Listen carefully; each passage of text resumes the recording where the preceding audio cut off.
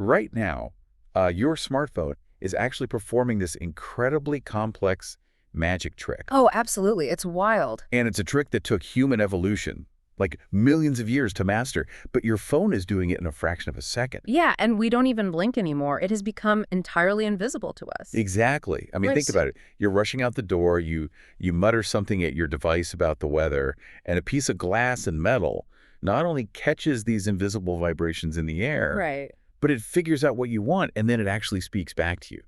We are so used to it. We really are. We expect these systems to just work effortlessly, like without ever really considering the sheer computational acrobatics happening under the hood. Hmm. I mean, the amount of data being sliced and analyzed and reconstructed in the time it takes you to blink is just staggering. Which is honestly the perfect jumping off point for us today. So, welcome to another deep dive. Glad to be here.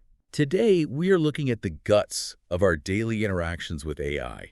We're pulling from a remarkably detailed instructional module from Microsoft Learn, and it covers AI speech concepts. It's a great source. Really breaks it down. It does. And our mission today is to demystify that whole journey, the journey of a sound wave. We're going to explore the mechanical reality of how machines actually hear us. Which is speech recognition. Right, speech recognition. And then how they synthesize human speech to talk back to us without sounding like, a robotic toy from the 1980s. Yeah, the transition from a messy analog vibration in the air into pristine digital text and then back into an empathetic sounding human voice. I mean, it's one of the most complex engineering pipelines we've ever built. But before we get into the heavy algorithms and the neural networks and all that, Uh-huh. we really need to talk about why the tech industry is pouring billions of dollars into this. Like, why are we trying so hard to get away from the screen? Well, simply put, because speech is humanity's native operating system. Native operating system, I Oh, like yeah. that. Yeah, I mean, for the last few decades, we have essentially been forced to adapt our brains to machines. Right. We had to learn to type, we had to learn to use a mouse to navigate these convoluted drop-down menus on, tiny, restrictive screens. It's unnatural, really. Exactly. Bringing speech capabilities to AI completely removes that friction. It opens up accessibility for people with visual impairments or motor challenges. It skyrockets productivity by letting us multitask. Because your hands are free. Exactly. And it transcends borders, through instant translation across dialects. It feels like up until now, we've been using a highly inefficient translator. Like, you have a complex thought, but to get the computer to act on it, you have to break that thought down, route it through your fingers, and tap it out letter by letter. Yeah, it's a massive bottleneck. But moving to a voice interface is cutting out that typing middleman. We are finally forcing the machine to speak our language instead of the other way around. You are entirely removing the bottleneck between human intention and digital action. And the real-world implications of that shift are profound. Can you give an example? Yeah, so the Microsoft Learn module points to healthcare as a prime scenario. Think about clinical professionals today. Okay. They spend an agonizing amount of their day just staring at monitors, typing up patient notes, juggling administrative burdens instead of actually looking at the person sitting on the exam table. Right. They become data entry clerks instead of healers. Exactly the problem. But with advanced speech recognition integrated into electronic health records, a doctor can verbally update a treatment plan or dictate complex medical notes, all while maintaining eye contact with the patient. Oh, wow. So it's happening right in the room. Right in the moment, they're capturing highly specific medical details right then and there, rather than trying to, reconstruct a conversation from memory 4 hours later at the end of a long shift. Which has to reduce errors. Massively. It reduces dangerous medical errors, and honestly, most importantly, it combats the massive wave of physician burnout we are seeing globally. That makes so much sense. Or look at e-learning platforms. Oh, definitely. If you want to build a course that reaches people all over the world, you used to need to rent expensive recording studios, hire a bunch of voice actors, and manually record thousands of hours of audio in 10 different languages. A logistical nightmare. Exactly. Right. But now, using speech synthesis, you can dynamically generate narrated lessons and perfect pronunciation examples on the fly. It scales the production of human knowledge in a way that just wasn't possible before. It really is a game changer. But, okay, the theory sounds seamless. But human speech is anything but seamless. Oh, it's a mess. Right. We mumble, we talk over each other, there's a dog barking in the background, the Yeah. wind is blowing into the microphone. How on earth does a computer take a chaotic, overlapping sound wave and turn it into grammatically correct text? Well, to understand that, we have to walk through the first major pipeline, which is the ear of the AI, or speech recognition. Okay, walk me through it. So the journey starts the millisecond you open your mouth with audio capture. A microphone catches the analog sound waves you are projecting and turns them into a digital signal. Makes sense. But the specific way it captures that audio is fascinating. To record a high-quality music track, a studio will sample the audio at about 44,100 times per second. So 44.1 kilohertz. Exactly. But for speech recognition, the system actually deliberately drops the quality. It usually samples at just 16,000 times per second or 16 kilohertz. Wait, really? That seems counterintuitive. If the machine is trying to understand a messy, mumbled command, wouldn't it want the highest possible audio resolution? You would think so, right? But it really comes down to separating the signal from the noise. The extreme high frequencies that are necessary to capture the delicate shimmer of a crash cymbal in a song, those are utterly useless for understanding human vowels and consonants. Oh, interesting. Yeah, the human vocal tract simply doesn't produce meaningful information at those extreme frequencies. So, by sampling at 16 kilohertz, the system captures all the necessary acoustic details of human speech while keeping the data file incredibly lean. Which allows it to process faster. Exactly. It allows the processor to work in real time. And during this initial capture, it also runs basic filters to aggressively strip out background hums or electronic clicks. Okay, so we now have this lean, digitally captured audio file. But a computer can't literally listen to an audio file the way we do. It's just a mountain of raw data. What does it actually do with it? The machine has to extract the features that actually matter, because even at the reduced 16 kilohertz, raw audio is just too chaotic for pattern recognition. So the system chops the continuous audio stream into tiny overlapping How slices, tiny are we talking? usually about 20 to 30 milliseconds long. Wow, that's fast. Very fast. And for each tiny slice of time, it runs something called a Fourier transform. Okay, a Fourier transform. For anyone who didn't major in advanced mathematics, what does that actually look like? Think of a Fourier transform like a glass prism, but for sound. A prism. Yeah. When you shine white light through a prism, it splits it into a rainbow of individual colors.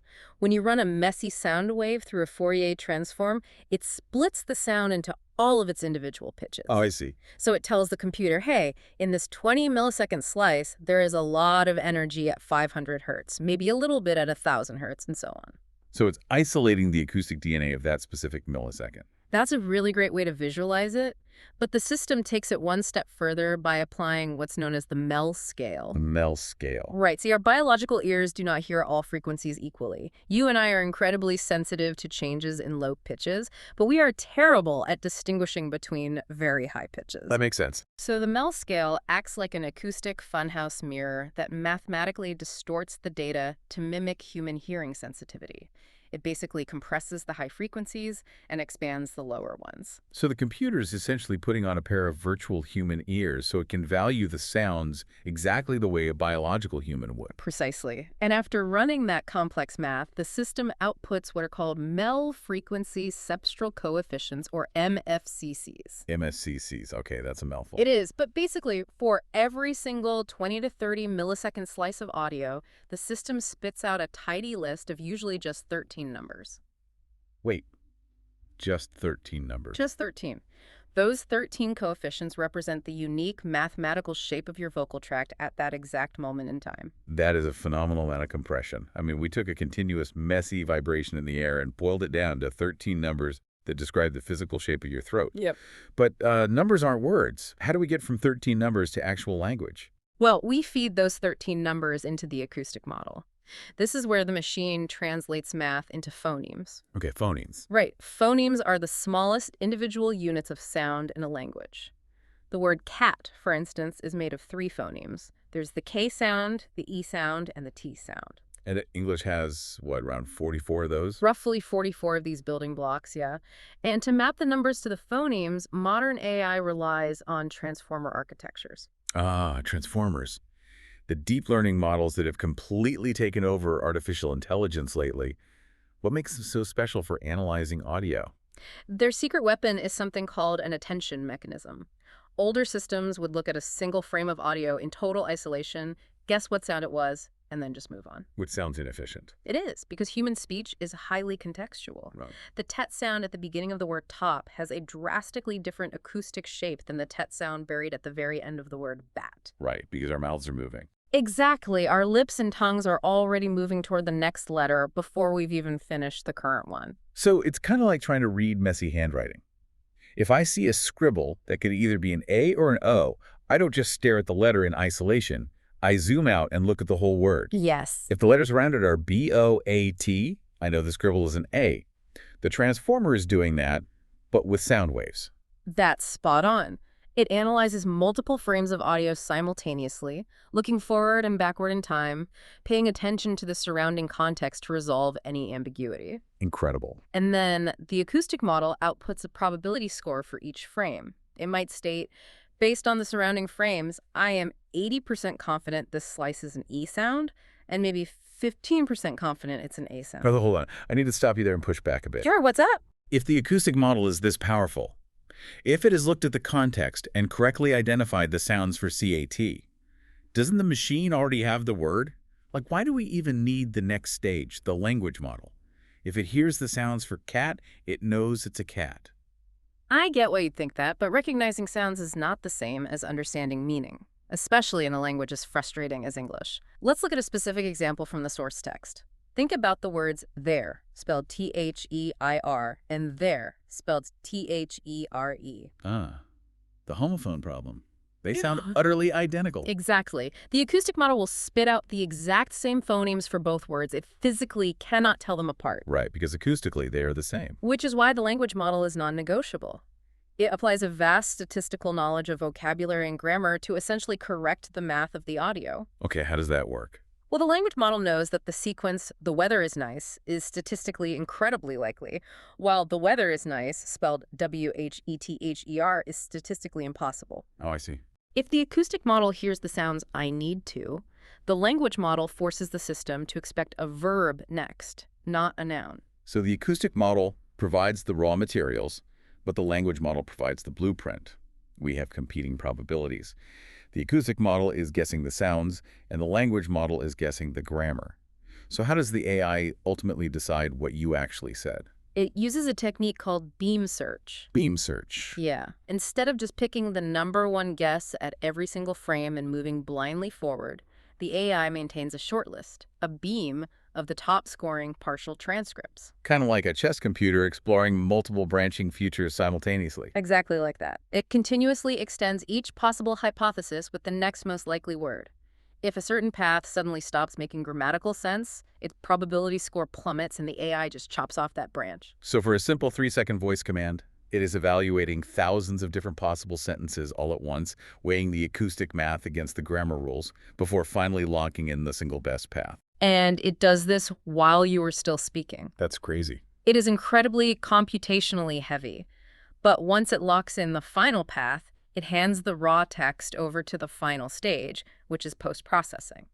Because the raw output of a beam search would be terrifying to read, right? It's just a massive block of lowercase words with zero punctuation. Yeah, exactly. The post-processing engine acts as the cleanup crew.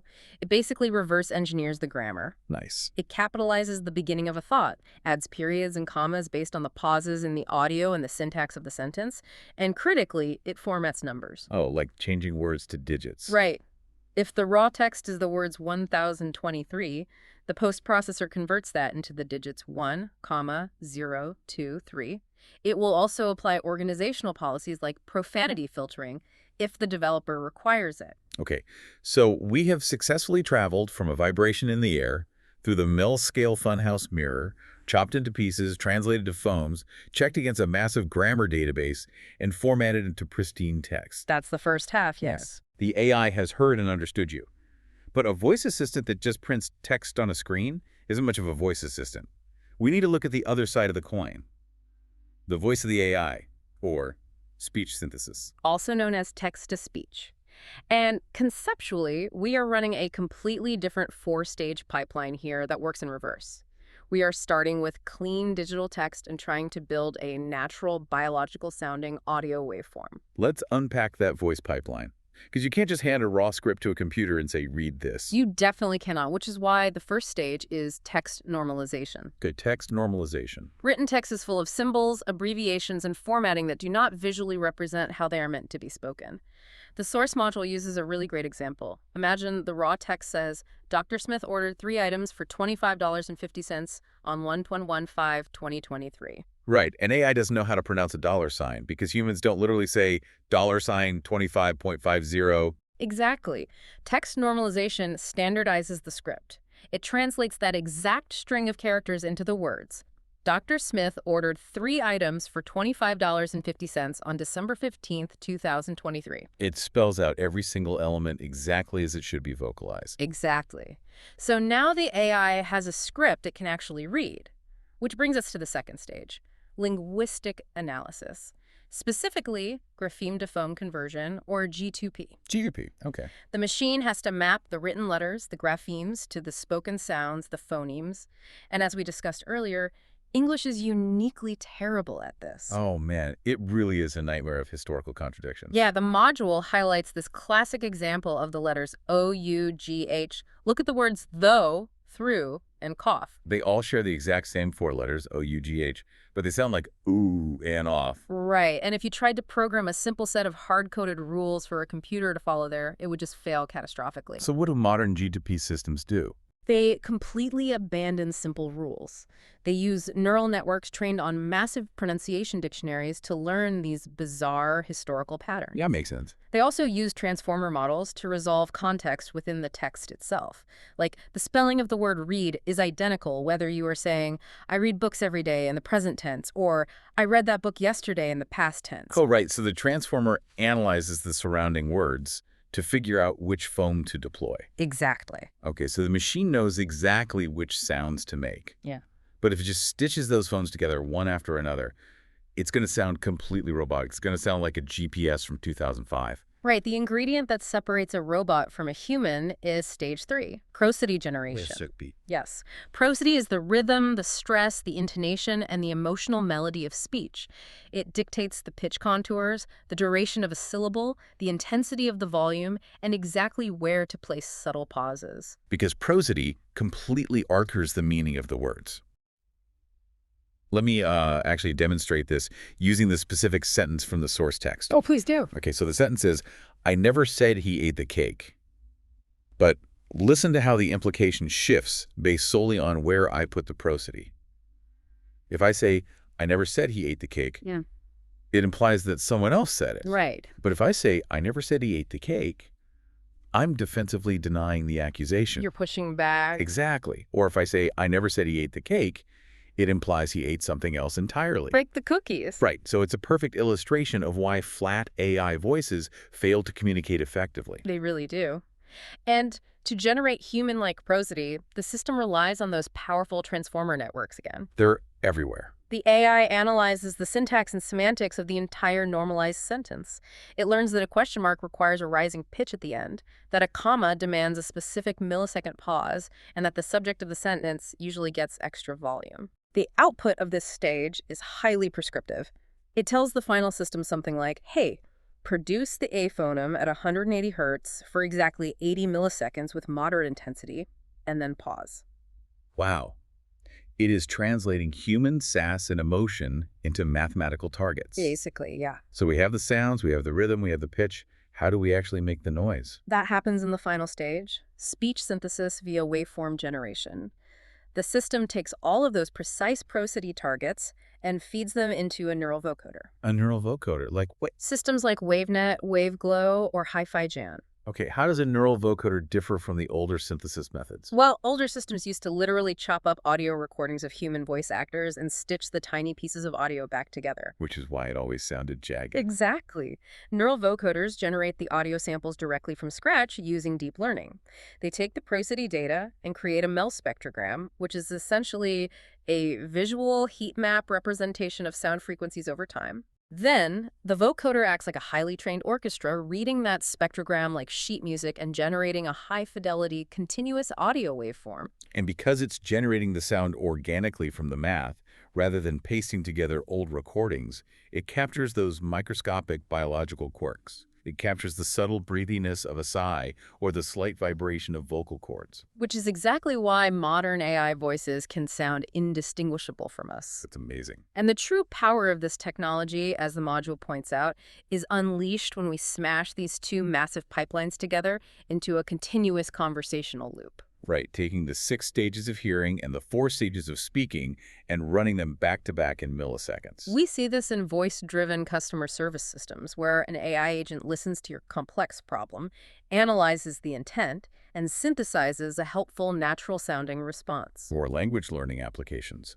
where the app can listen to your attempt at a foreign accent, analyze the exact phonemes you mispronounced, and speak back the proper correction with perfect native prosody. Exactly, or even voice-controlled vehicles.